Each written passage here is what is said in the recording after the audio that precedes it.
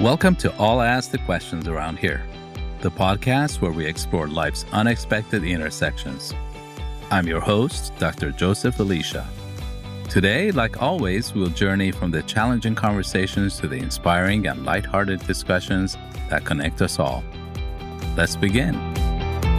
Welcome to another episode of All Ask the Questions Around Here with Dr. Joseph Elisha. Today, I have a very special guest who is fresh off the plane from a doubles championship in wheelchair tennis at French Open, and a runner-up, I understand, in the singles championship. Both major achievements and among a list of many other achievements in tennis. And Mr. Charlie Cooper, welcome. Thanks for having me. It's just awesome to be here. I appreciate you taking your time. I'm sure the thing that's the foremost on your mind is to get enough sleep and rest after all these games that you've been playing. Charlie, it is truly a pleasure and honor to meet you. And in many ways, you're an individual who does not need an introduction. You are a local celebrity, really just an inspiration and a beacon of hope to a lot of other people, young kids and adults, in terms of all that you've achieved. And you're only 17. Yeah. So I appreciate you taking the time to join me and just telling me and my audience a little bit about yourself. Can you give us a little bit of a background on who Charlie Cooper is? Yeah, so I was born in 2007 with spina bifida, which is, birth defect in the spine. And when I was born, the doctors told me I wouldn't be able to walk. And, that was the first challenge that, my parents had to face. And, I wasn't as functional enough to understand what that would mean for me. But, 2 years later, after, trying to walk with certain therapists, I was finally able to walk with leg braces, which was, one of the first miracles in my life. And, before having that happen, my parents must have been thinking, what is the future plan for my kid? And, I think their faith was definitely tested, having a kid with a disability it's a huge change in someone's life. And, years later, I come to 9 years old, I played guitar and piano growing up. I like playing worship music in my school. Right. Since, I wasn't really able to compete in other sports like other kids, even though my parents always told me that, I could do anything. Of course. And I found tennis at a guitar shop, actually, where I met a kid with spina bifida who was, a little younger than me. And he told us about an Indian Wells tennis garden clinic 2 minutes from my house. And I tried out and, here I am today. A chance encounter. And this is at the age of 10. Yes. Yeah. So you were basically playing in a band at school? Yeah. Guitar? Both piano and guitar. Piano and guitar. Yeah. Were you ever made to feel while you were growing up that you had a disability? Yeah, I mean, my dad was a huge, huge help in my belief growing up. I really think that unlike most kids, I never was bullied growing up, and I had some of the best friends who saw me just for Charlie. And I'm really blessed to have that. And I was always participating in PE, and I was doing walkathon fundraisers for our school where we would run laps to raise money. Yeah. So I was doing all that stuff. I was swimming and playing t-ball with my friends, and I loved being around other people and playing those sports, but there's something that I missed, and I was playing competitively. All my friends were playing, flag football in middle school, and I wanted to do something like that, and I wanted, like any other kid, play in the NBA, but it wasn't possible. So I think that was something I saw a disability and I felt bad about for sure. That why couldn't I run like other people? And few times, it's kind of like, why me? Even though I quickly turned that down from my parents, they told me not to think that. And I really have a strong belief in, Jesus and Christianity. So I understand now, which through all these lessons up to now, like the US Open, Australian Open, understanding why it is me. So I think I have a better understanding, and, I didn't have the belief in disability like most kids did growing up. So your faith, I'm hearing that your faith had a huge impact on your general attitude towards life, your mission, your purpose, your general state of well-being, and essentially giving you hope. Yeah. Is that correct? Yeah, for sure.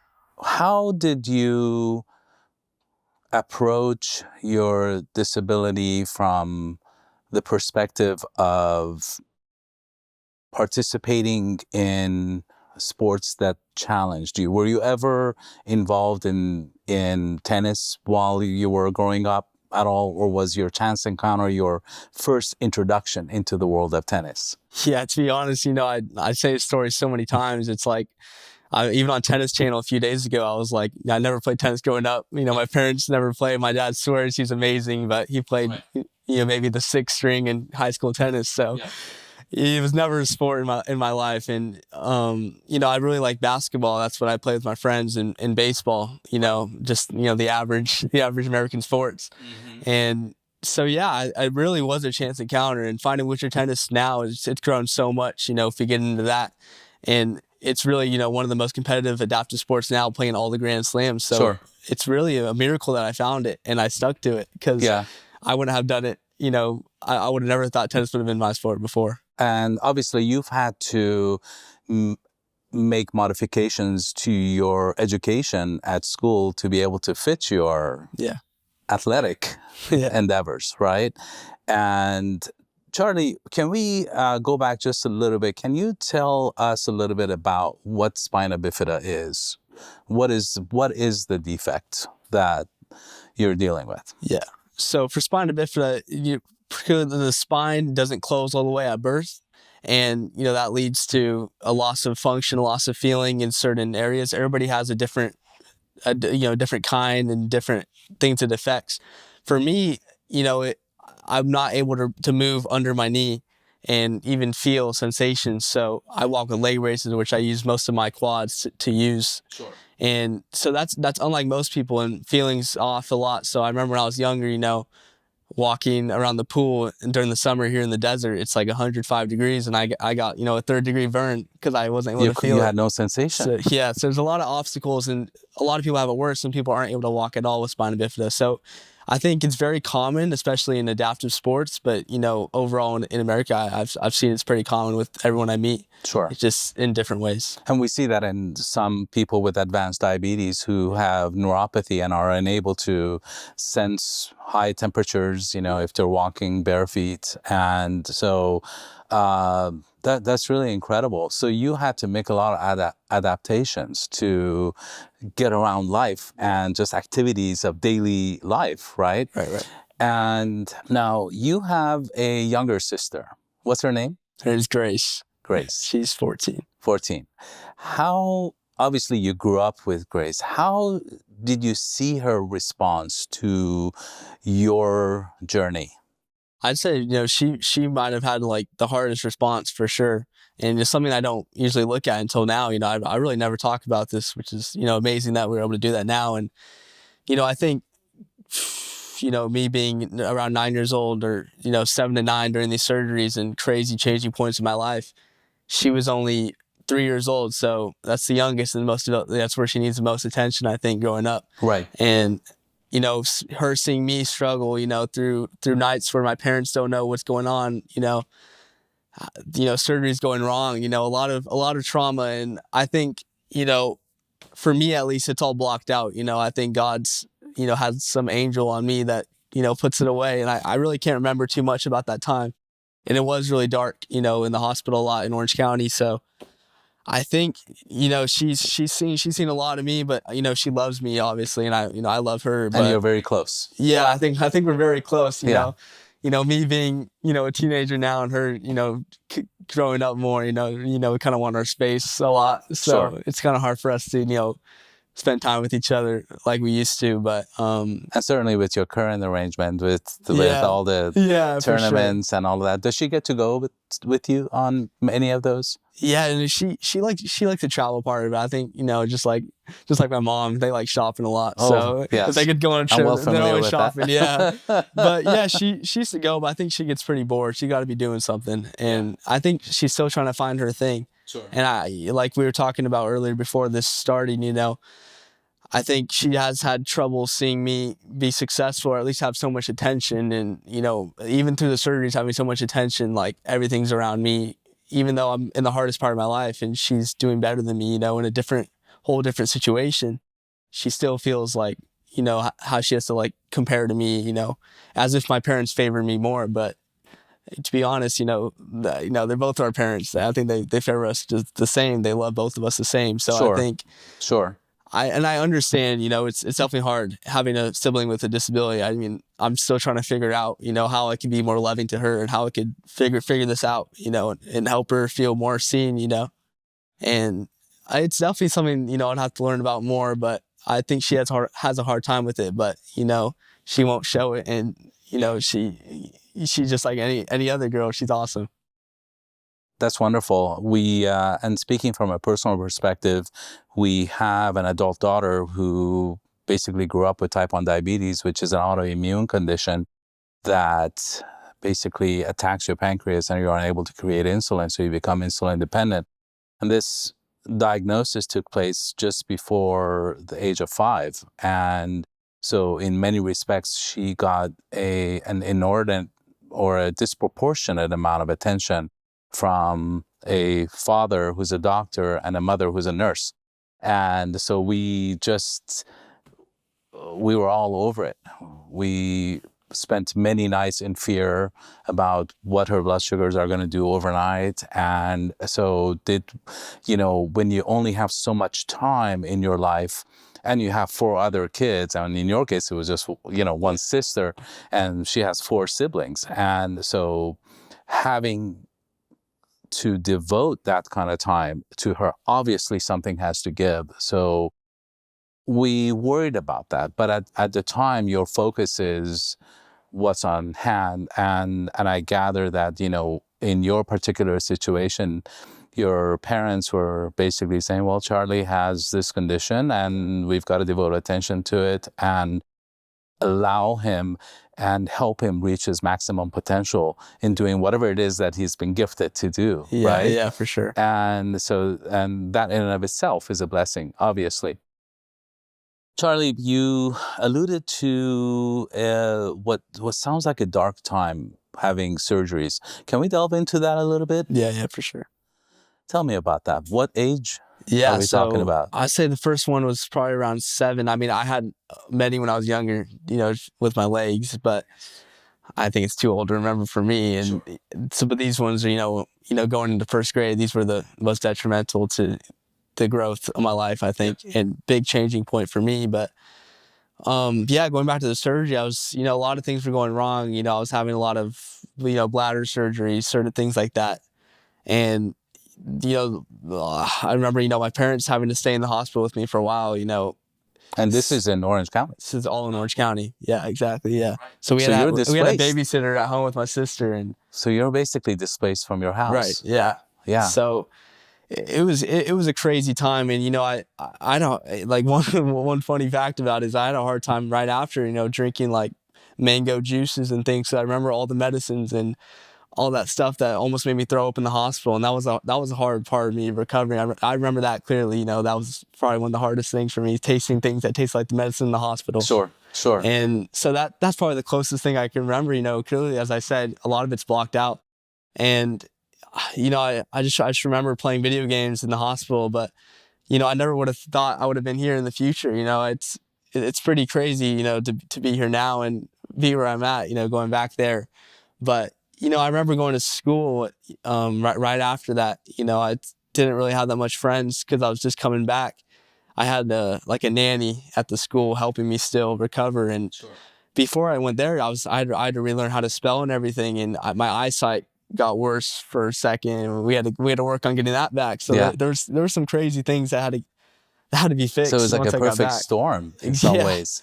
It was crazy. And those years, I got blessed, to have amazing friends that I developed just right when I came back. I think I'm a pretty, active kid having a disability, and pretty friendly. So I was blessed to be able to make some friends right away. I couldn't tell. You've been smiling the whole time I've been talking to you. So, yeah. I mean, if there ever was a person who has a yes face, they're sitting right across from me. Thanks.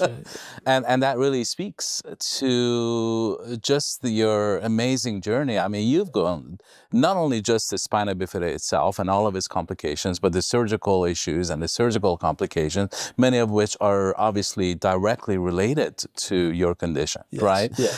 Did you ever feel like you just didn't want to go through the surgeries anymore? Did you ever, like, do you recall any low points during that time where you were just saying to yourself, I'm sick and tired of this, and Yeah, why me? for sure. And I think my parents too. It's like I had one really close doctor that was helping me the whole time. A urologist. His name's Dr. Corey out in Chalk, and he's been along my whole. I still work with him now. If I ever have to go back there. Yeah.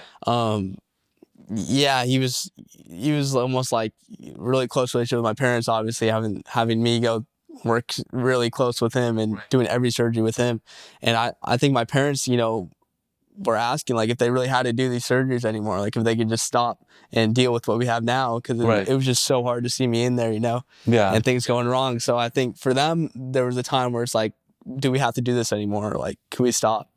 And for me too, I think there was, it's hard for me to remember those times, but I think there was, there was a time like, why me? Why do I have to go through all this? Because my friends are in school right now doing their normal life, things, and I'm here, having to deal with this and in and out of hospital. Yeah, so I think that was the hardest part, and the recovery was definitely a why me part when I got back. And I think not during the surgery, but coming back. During the surgery, it was just survival mode. Right. Just and now my brain, my game, keeping everything out. Yeah, and then I was back on the couch a lot, playing video games. Just kind of sitting there alone, really, with a nanny that came by. Yeah, my grandma sometimes, and it was pretty dark place for sure. And I still kept belief in in Jesus, and still kept belief, my parents too, that there'd be a lot of prayer, and there'd be a better future. And here we are now, and that was your anchor. For sure. Just that's all you can. That's really all you can, is hope and belief. Right. That someone is holding your life and your future. Amazing what hope can do. Yeah. Moving forward, at the age of 10, you have this chance encounter, and you enroll in this class. Yeah. And tell me a little bit about that. What did you feel? Yeah. How did it start? Did you have to get fitted for a wheelchair, or what was the process? It was a crazy start. When I first heard that, like, a wheelchair tennis clinic on Friday, I was like, what is this? So, I've never been in a wheelchair really, unless someone was pushing me through the hospital. Right. I was always walking leg braces, and to be honest, the doctors always told me, you don't want to be in a wheelchair. You want to keep walking. You gotta, you gotta be lean. You gotta eat healthier. Because that was my last thing. I did not want to be in a wheelchair. Right. And even my parents told me that too. It was always the hope to walk. I always wanted to walk. And the wheelchair seemed like I was going down. Destination that you did not want. You wanted to avoid. Right. Right. And I didn't think it. I mean, I didn't know what to expect really. I never really looked into adaptive sports, because I always played with my friends, standing up, playing basketball with leg braces. So it was all new to me, and I tried it out one Friday. I remember I just hopped in a random chair they had, like a little one. I did not fit it well, and I just remember the feeling, pushing and with the racket in my hand. I got my first blister the first time, just pushing and hitting. It was painful, but I was blessed to have another pro wheelchair tennis player who's retired now. His name's Todd, and he still lives out here in Indio, and I see him a lot if I can. And he was really there, and I pretty much saw what a professional is in this sport. Sure. And I think without him, I wouldn't have seen that you could be a professional in this sport. Sure. And I remember my dad, I actually started with a coach I still have now named Dwayne Begay, which is crazy. We've been working together since I started there. And my dad asked him, does he have what it takes to become a pro player? And my coach is like, yeah, we'll give it a few more times. And I kept going, some way I could stay active, and something I could do on the side, because I think everything I was doing was just in school, and other kids were doing stuff out of school. So like, I thought that was the first step for me. And I played my first tournament a few months after, and at 11 years old in January, I remember, right at the Indian Wells Tennis Garden, and I saw top players, like a top 10 player now that was playing then, ranked a little lower. Yeah. And I just saw like how hard they were hitting the ball, the intensity, come on, like all that stuff was just insane. Like, I've never seen it in an adaptive sport. Everybody was watching, and it really meant something to win. And then I think that was what clicked for me. So something ignited a fire in you about their determination and their drive and their enthusiasm for the sport. That simply, not, I don't think too much the tennis part. Yeah. Just the drive and the people watching, the wanting to win. Yeah. Now, just to bring everyone up to speed, I'm sitting across from a gentleman who is #1 in the United States in junior wheelchair tennis and #3 in the world. And you're able to do things with a racket and a ball that people without a wheelchair are unable to do. Yeah. And certainly not me. So you don't want to see me on a tennis court. But so you got on this journey, and how did it make you feel when you were on the court? What can you connect with how you felt when you were actually rolling? You have the coach teaching you. Yeah, I mean, it's kind of a generic thing for any tennis player to say, but it's, almost like you feel free. You feel like nothing else matters in life. Everything's blocked away. Just disability was put away. I feel like that was, for the first time, it felt like this is me. And at these tournaments, everybody has a disability. So everyone's the same, It's a leveling ground of sorts. Yes, everything feels, everything feels normal, it felt like. And it was somewhere where I could be free, pushing the wheelchair on the court, playing a sport. And I feel like that's what made me feel good, And being in school, doing PE and seeing everyone different from me, even though I try to not let it affect me much. Yeah. And then after school, going to play tennis. Yeah. Just like anyone else. Of course. It felt like freedom. It felt like I was just like them. That is a profound comment, because you almost became two different people at that point in time. And you become Charlie, who is not disabled and able to do whatever he wants in that environment. When did you realize that you were at a competitive level? Starting then, there wasn't too many juniors playing wheelchair tennis in the country when I started. And this is in 2019 or 2019, yeah. And now there's, I think, over 200 juniors playing, which is a huge number, because disabilities, people playing, adaptive sports is not too many in the U.S. So having that number is actually way more. I remember it was probably like 7 in the United States when I started. So. Yeah. So for me, I was being treated back then like I was the next big thing. The coaches, the National USA coaches were there seeing me. And the USTA absolutely loves you. Yeah. So they saw me then and they're like, oh, this guy could be it. And there wasn't too many other options. But I was willing to learn. I really loved being coached, and I had the drive, And I think that's something huge in sports. You got to have that drive to win. You have to want to win and put in the work. So I think I had that in me that they saw. And, it wasn't until I started playing, the Grand Slams back in 2022 is when I really started, understanding that, I could be great, and where I understood that I have to do more work. I have to dedicate more time if I really want to be good. I think when I first started, everybody was 10 years older than me playing in the Paralympics. Yeah. And I thought, okay, I'll get there one day. It's wheelchair tennis. How hard could it be, And now, even last year, I had some hard losses in the early January, and I really had to come to reality. My mom told me, you got to go online, you got to take this more serious, and obviously it was up to me in the end. But of course, I don't want to just be a player. I wanted to be a champion. So I think now I'm in a really good spot where I'm understanding how professional I am, and I'm still understanding, but I think I'm a really humble person. I think for me, more than the sport, for me, is inspiring others. And because like I said, I wasn't playing tennis growing up. I was just a normal kid wanting to play in the NBA. So. And nobody forced you to go into tennis. It wasn't like you had to go to these mandatory piano lessons and that you didn't want to do, right? Yeah. So I just want other kids to see this and hopefully want to do what I just did. Right. Yeah.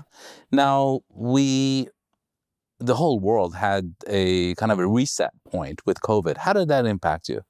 Yeah, it's definitely huge. I mean, for school, I loved it. I was at home just doing all my work, playing Fortnite while I was doing math. It was a great time there, and my friends, we had the best time online.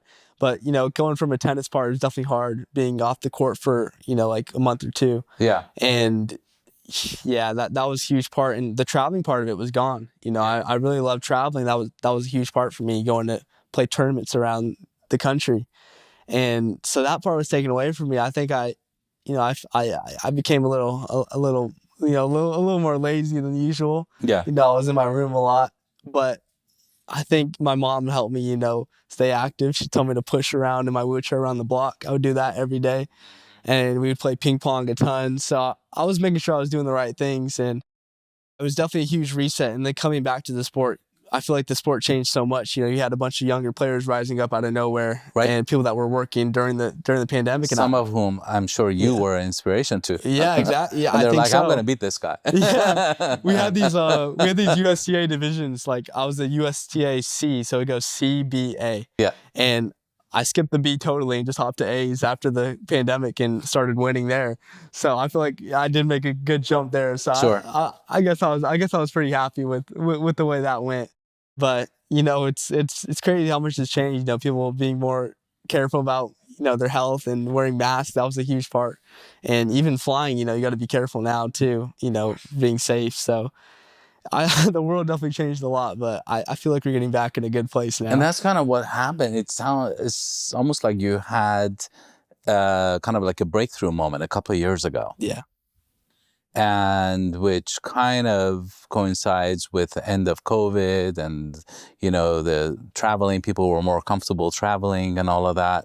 And of course, you're now beating people in straight sets. Yeah. Now, obviously, you're putting all the effort, right? And you're on the court. You're the one who's putting in the time and the dedication and the sacrifices. But you've got a massive cheerleading team behind you. Yeah. Tell me about those people. I felt it when I won the U.S. Open. That was the probably biggest moment in my life yet. And, When was that? This was in September. Yeah, it was last year in New York. Yes. And, it was the Grand Slam I always wanted to win, first for juniors. Yep. That was the one. And earlier that year, I had the talk with my mom. She told me, if you want to do it, you got to go online. You got to start playing, every day. Yep.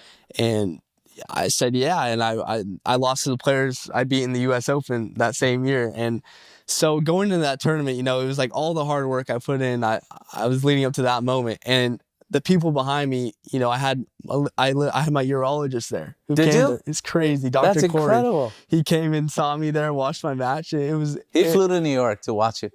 Pretty much. He was out there to watch some other matches too. Yeah. That was a crazy moment. It kind of like a round circle. Wow. And the thing was though, a few months before that, my mom asked me a question. It was, would you rather be a normal kid and not have a disability and, be an average baseball player or something? Or would you rather have the disability now and be a wheelchair tennis player competing? And this was probably right in March when I was doing these transitions. And, I was like, Mom, I'd rather not have a disability. I would rather be a normal kid.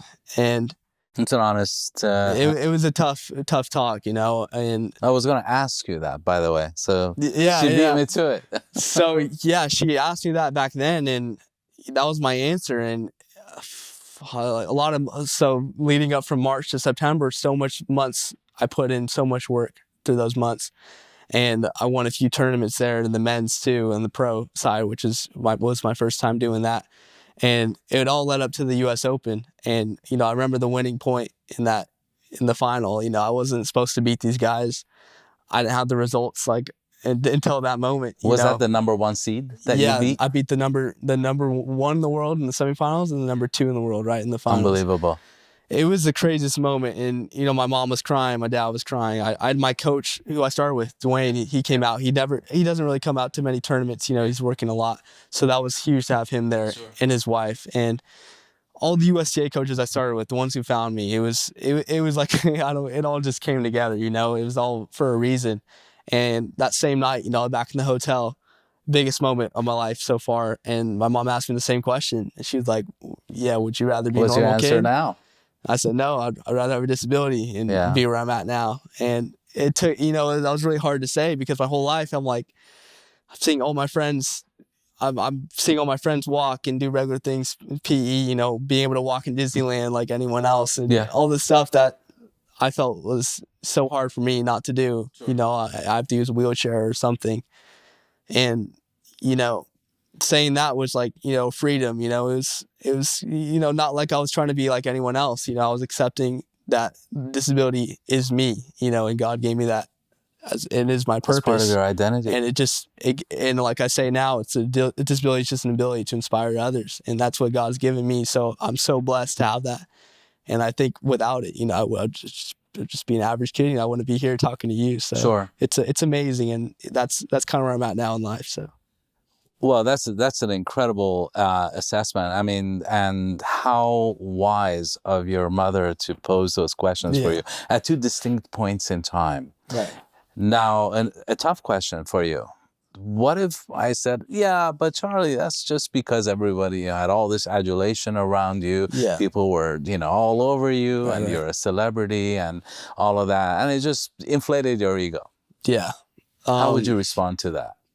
Yeah, I mean, even the same thing, I mean, I've also had a lot of hard times in this last year, like that, I don't talk about much, but it's like not just on the tennis court, hard losses there. It's like, off the court, the year before that, I had I had a foot in, what do you call it? Like a foot blister that got really bad, and I wasn't able to walk there. And I was kind of, this was going into my freshman year, I think, and I wasn't able to go to school, but I think I was still, thankful to God for for giving me this disability. And, even now there's so many losses now. It's like, it's very hard, and I'm in a hard spot to transition going from juniors to pros. So, I feel like that winning's kind of wearing off now, the US Open, but, I've recently, like, I just lost the final in the Roland Garros.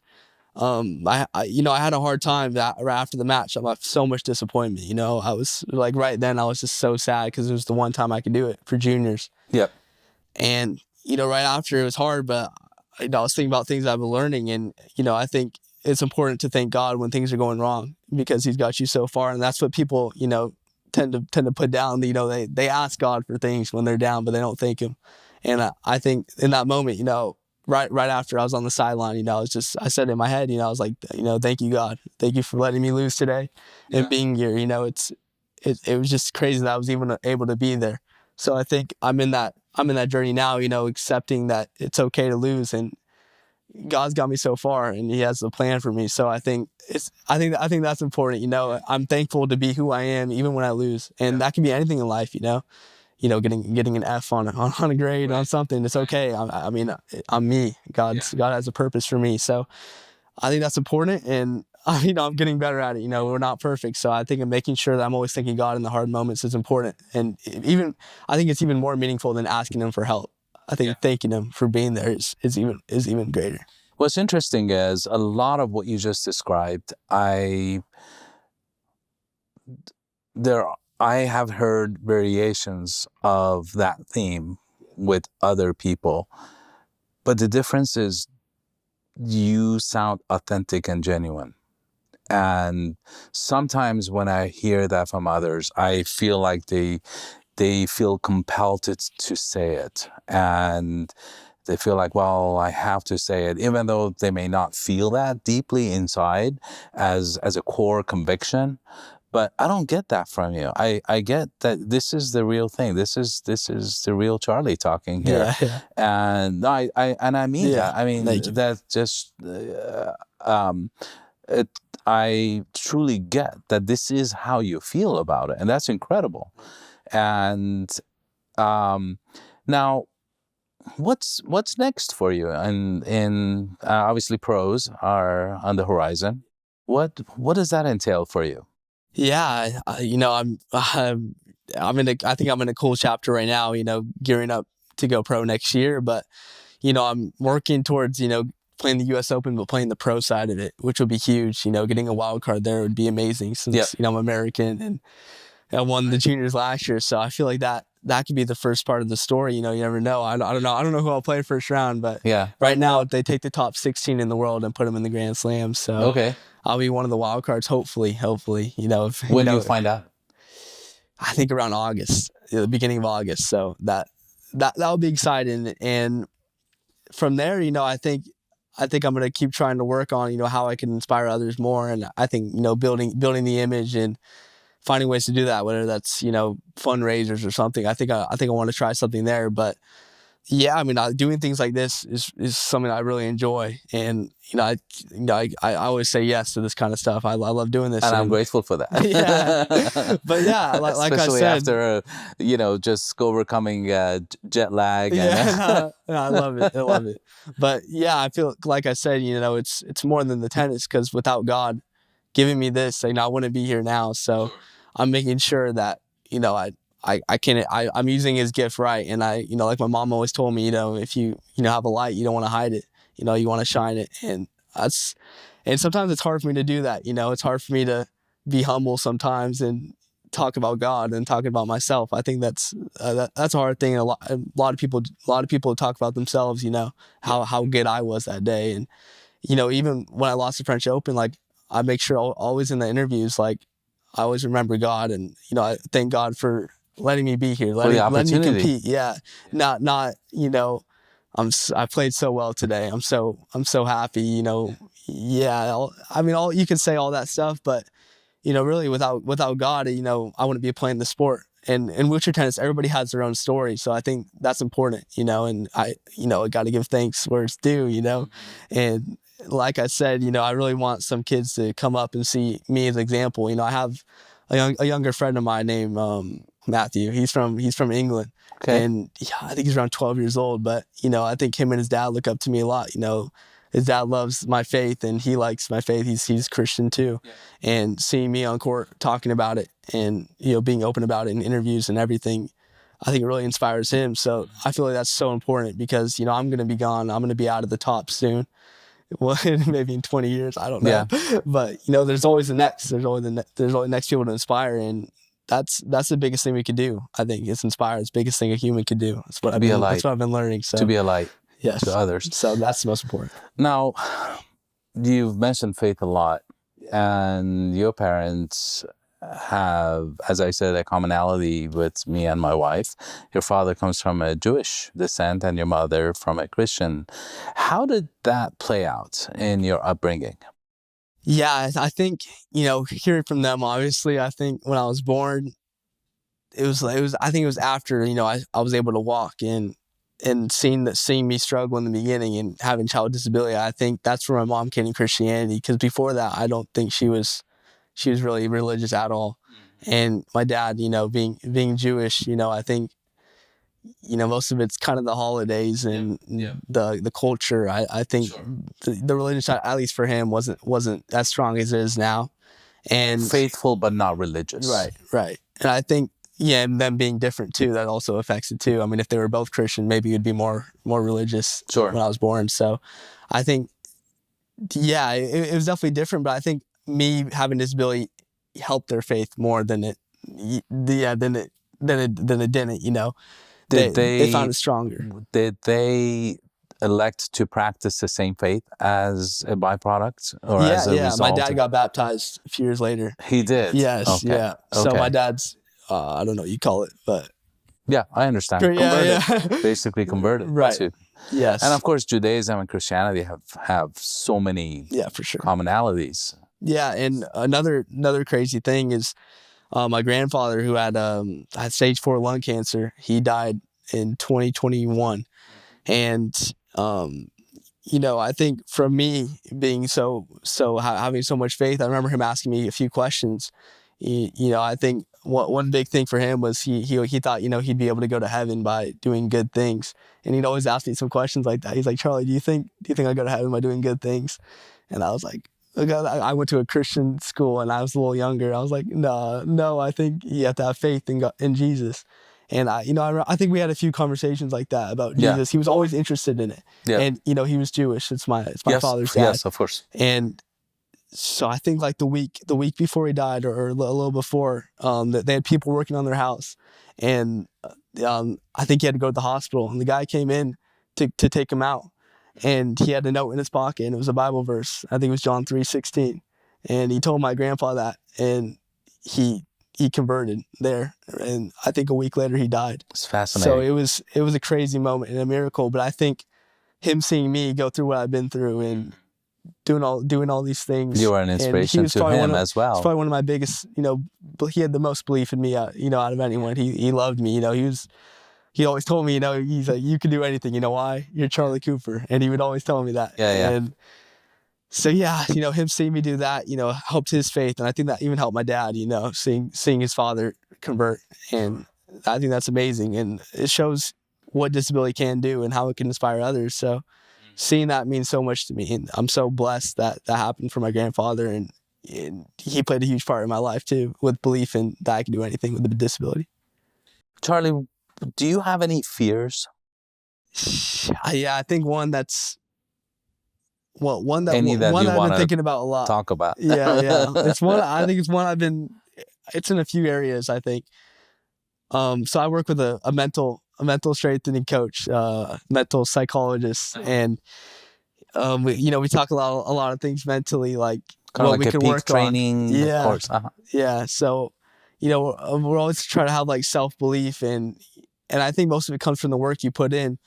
But I feel like one thing is on the court. I don't want to be here in 10 years and not do enough. Like not regret not doing maybe the work for tennis, not going out and serving. But from a faith side, as a human, I think I don't want to go 20 years later wishing I would have done something different now. Whether that's going to talk to people. I feel like that's something my dad tells me the most. He's like, he loves doing this marketing. He loves talking to people and, doing business. He's always like, you should go talk to this person. You go talk to that person. Make sure you're in front of them. And I feel like that's the thing for me. It's like when I see these kids at these sites, at these tournaments, your average person wouldn't go to them, Sure. But I like going up to these guys and be like, how's it going? I'm Charlie, and talk about the sport with them. And like I said, like when I met that kid, Matt, all I did was just talk to him for like 2 minutes. And his dad came over to my dad and said, Matt just loved that your son talked to him. And he was so happy. And now I jersey swapped with him. That was a seminal moment in your life. So I want to make sure I'm doing all these things right. Doing these things are important, and doing things that, I wouldn't wish I didn't do when I grow up. Yeah. It is hard though, I think. Because sometimes I'm embarrassed to do things. I feel like, I'm scared of what people will think of me if I do this. And whether that's faith, I feel like that's hard for me, like talking about faith to people that maybe don't believe in it. I think that's something I have to overcome. It's kind of hard for me. So it's definitely something to work on, but I think that's my biggest fear though. And obviously faith is such a personal thing. Yeah. And as I'm sure your dad has told you, part of it is the receptivity of the other person. Are they receptive to your message? And I can, totally see the enthusiasm and the fire in you to share what's inside of you. And that's really admirable. And I love that. And I do hope that never extinguishes. I do hope that always stays the same. And I hear I think that's what I'm hearing, that you're afraid that at some point you're not going to want to do that out of fear of just people thinking differently about you and all of that. And yet you're already a public persona. You are, for, whether or not you like it, you are well known. You are a local celebrity, and on a national level as well. So, and I think you're alluding to the fact that with that comes certain responsibilities, and you can't just do everything that you want to do. You're under the microscope in some respects, right? Yeah. And my other question is, so a basic question, how are you going to make a living in your life? What's your thoughts on that? What are you going to do? Yeah, that's a good question. Obviously it'd be nice to, go pro, but, especially adaptive sports, it's not like regular tennis, the prize money's not as much as it is in stand-up tennis. So I think after, if we're talking about like, occupations, I like to be like a sports agent. I feel like that'd just be so fun, and I'm starting to get into that now, working with agents. I don't have one yet, but we're starting to get into it right now. Sure. And it's so cool. I've learned so much over the last few months about how it works. And Self-promotion. yeah, and I think maybe God's using me in this field too. I'm able to hopefully work with an agent soon and see what it's like, and then I'm able to take that knowledge on and maybe be the first adaptive agent for some of these companies like IMG or I don't know, that's like Octagon's agencies like that, and I feel like that would be so cool. And so maybe I'll look into that, but I'll have to get back to you. Yeah. Maybe in a few years. But yeah, that's cool. Well, I would imagine endorsements obviously would be, Right, in line and even speaking. I mean, I'd love to do that. and I know a you're lot of people very do well that. spoken. I Thank you. think that would be a super easy thing for you to do. Thank you. Now, one thing we haven't talked about is your parents a lot. Okay. Obviously, they're a huge force in your life, and in many ways, guided you in everything. Now, I follow your father and you on social media He's on and everything, Facebook a lot. and he. When I see what I see with your parents is they basically drop everything and go all over the world with you and are there with you at all times. And I'm just awestruck by that you've got this this amazing support structure. And I see your dad a lot, and he's all over the place. And one time I talked to him, you were in Turkey, and then you were in France, and I mean, you have to know that this, yes, his love for you supersedes anything that, all this traveling is doing, but it's still a disruption, right, in his setup, in his life. And I'm just really awestruck by his dedication, especially, and I'm not talking about your mom, but obviously I see her a lot on the social media as well, being with you. But I just see this amazing support structure. Do you ever see them just kind of being exhausted from, or does that ever, do you ever see any signs of that? Yeah, I mean, I'll get into it real quick, but my mom, so we have 4 dogs at home, French bulldogs. They're crazy. So my mom's always home with them. I think she wishes she could come to more trips with me. And my sister, she stays with my sister at home. So my dad's everywhere with me. And I mean, it's hard for me to tell if he gets tired of it. To be honest with you, like, I tell him sometimes, like, Dad, you don't have to come. Like, you don't have to come. And he's like, no, I want to come. It's my favorite thing. Cool. I think he lives vicariously through me. That's what he tells me. And it's really hard for me, like, to really understand. And I guess it's with being young, understand how much he really does for me and how much he really cares. I think, and I'm saying it right now, but it's like, it is hard for me to, on a daily basis, to understand that. And I think, I think he wishes that, I thank him more. And I know it's easier said than done, but like, I think it's gonna take a while. And I think, as he got older, supposedly he told me he thanked his dad more. He understood, why his dad does these things and how much he really does for him. Yeah. And I think it'll take me a few years to understand that once I become a real adult. And sure. The level of sacrifice and time commitment. It's hard for me to understand. I'm living my own life as a kid right now, pretty much. So he does do a lot for me, and I think that's the only thing, though. He really, I hope I could do more in the future coming up. Is thanking him more for what he does, because he really does so much for me. He pays for all the travel for me, and he's there every step of the way. Yep. And part of that's too is like me having a disability and him wanting to see the best for me. You know, he's always told me, you know, I can do anything. And I think he has the biggest goals for me. And I think one thing I'm learning is, you know, I think as a father, you know, you always want to make sure your son does better than you. You know, you want to see them succeed way more. And I'd want to do the same. So I think he's a good inspiration for me and how I would treat my son for sure. And, you know, as much as I think he's so annoying sometimes and he's always embarrassing me in front of girls and stuff, it's, you know, it's crazy. That's all that. Yeah.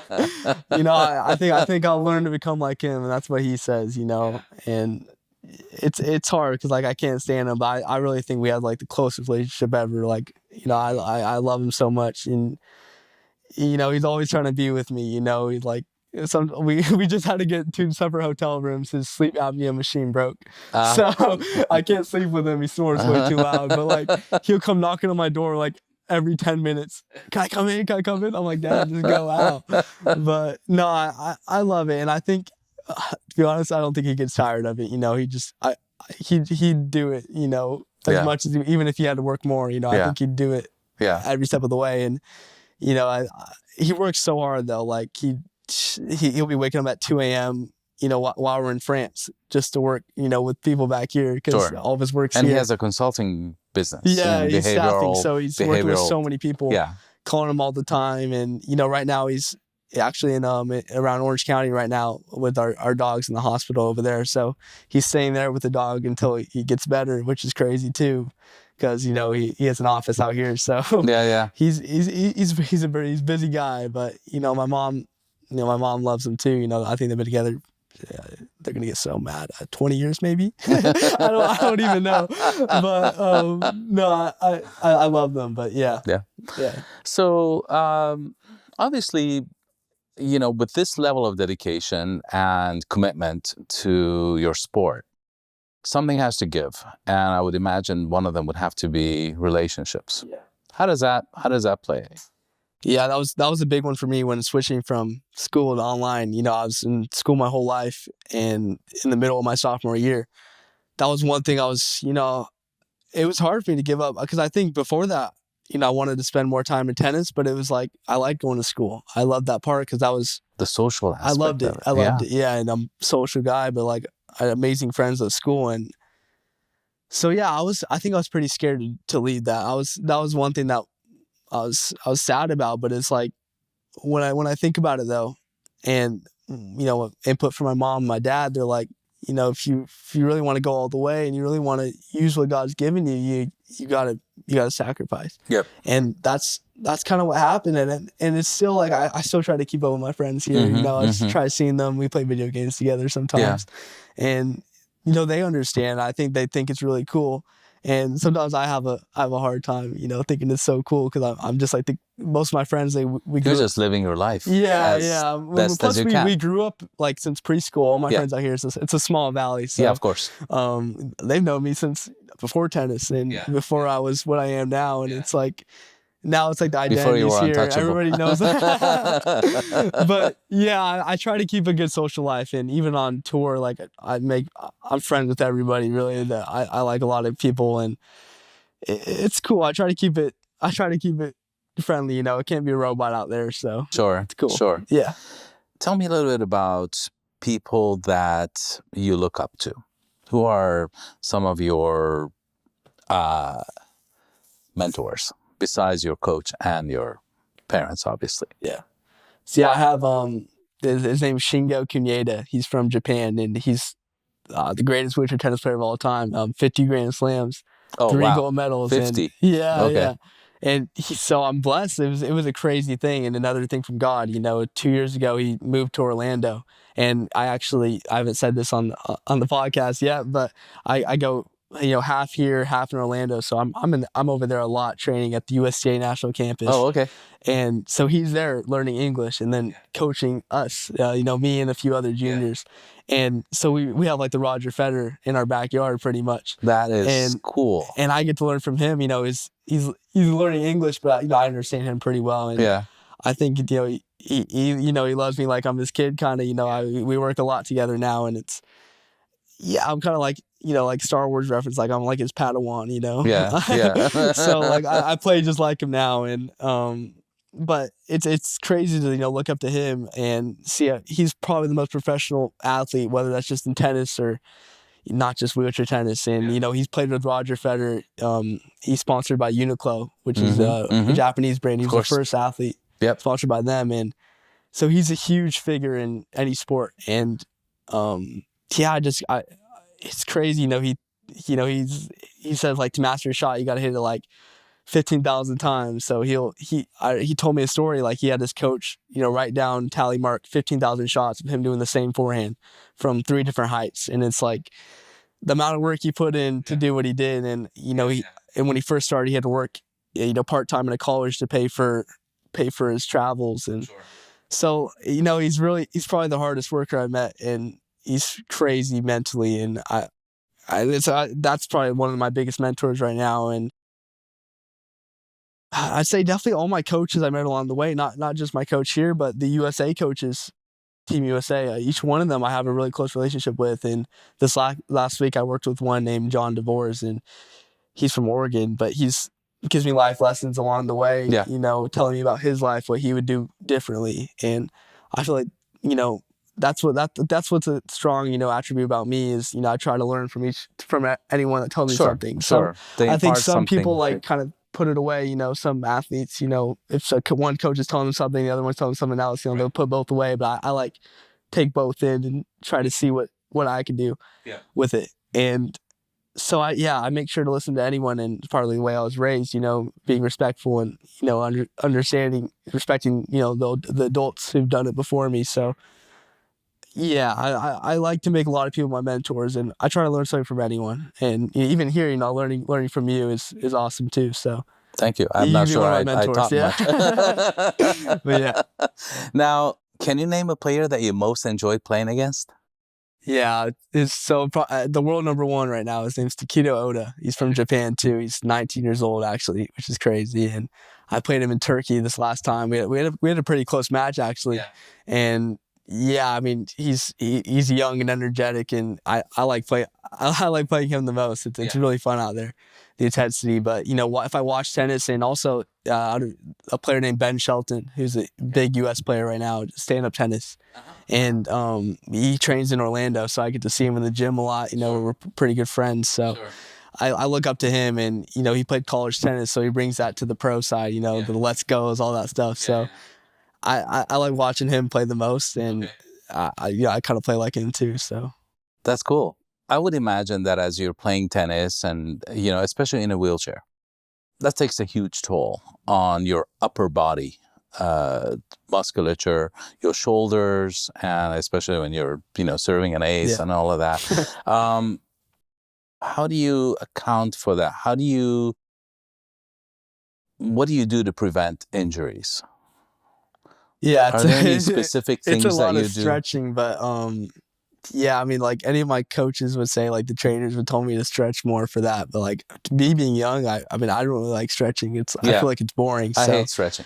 Yeah, it's so bad, but it's the best thing for you. Yeah. But I do a lot of things in the gym though to prevent it. Like I think the rower machine's huge. Building out the back, and ski or we do a lot of benching, but that just straightens this part. But like a lot of upper body stuff in the gym for sure. And I think a big one is like benching on the ground just with the barbell bench. Yep. And that's probably all I do.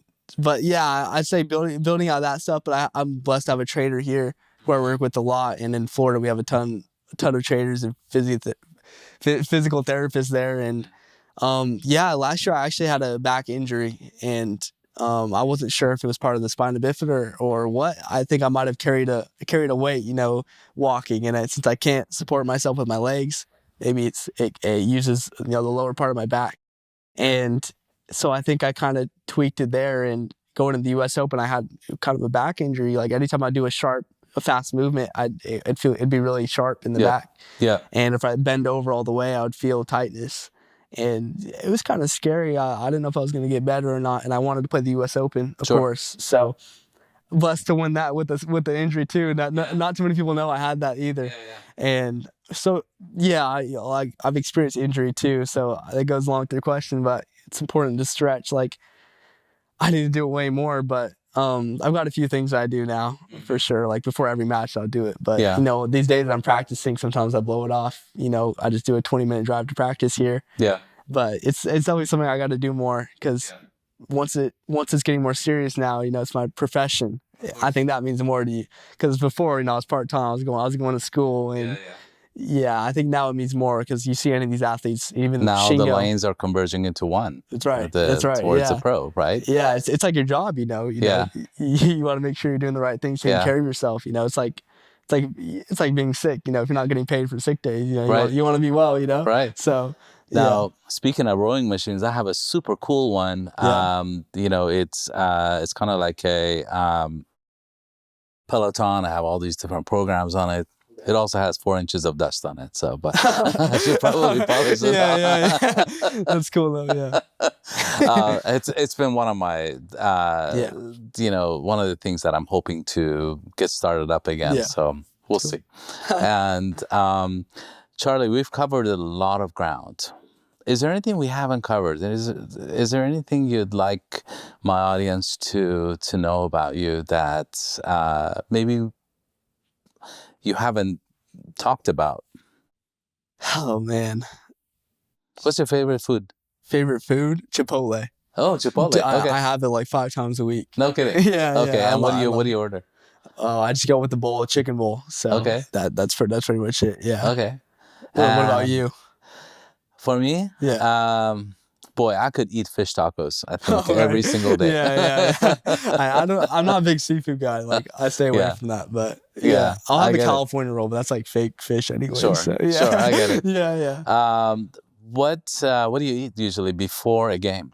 It's usually like pasta. Like when you go to these tournaments, they've always got pasta. Right. So I'll do that and some carb-rich meal. Yeah. Okay. No, not like a steak or fried food. I won't do that. Yeah. In the past, I used to do that, like chicken tenders before a match. But no, I think it's important. I think eating light is better than eating more before a match. And I'm not like an expert on that. I worked with a nutritionist before. We have one in Orlando, and she gives me like certain supplements to take. Okay. And advice with eating, but a lot of it's carbs and stuff. Because we're training so much. So.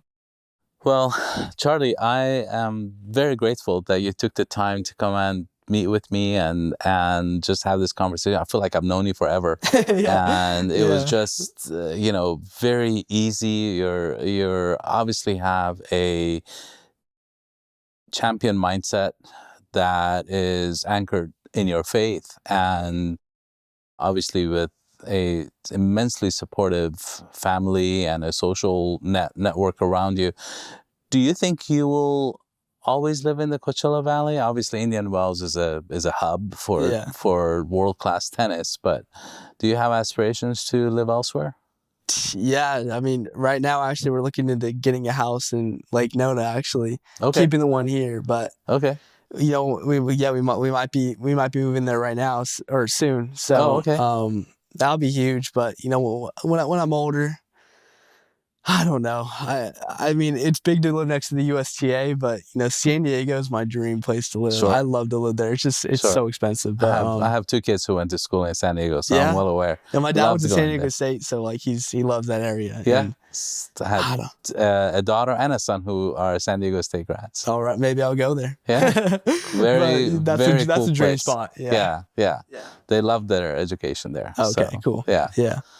Charlie, thank you so much for joining me. I've learned so much about you, and you truly inspired me. And I loved your candor, and you definitely talked about some highlights, a lot of highlights in your life, of which there are many, and some low points in your life, and all of which it sounds like you're grateful for all of those, and because they kind of make you right.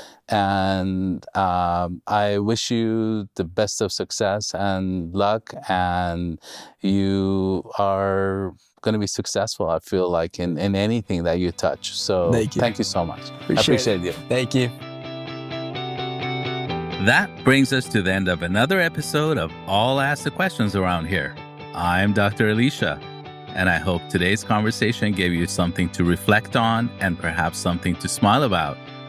If you enjoy what you heard, please subscribe wherever you get your podcasts and join us next week for another journey through life's complexities and comforts.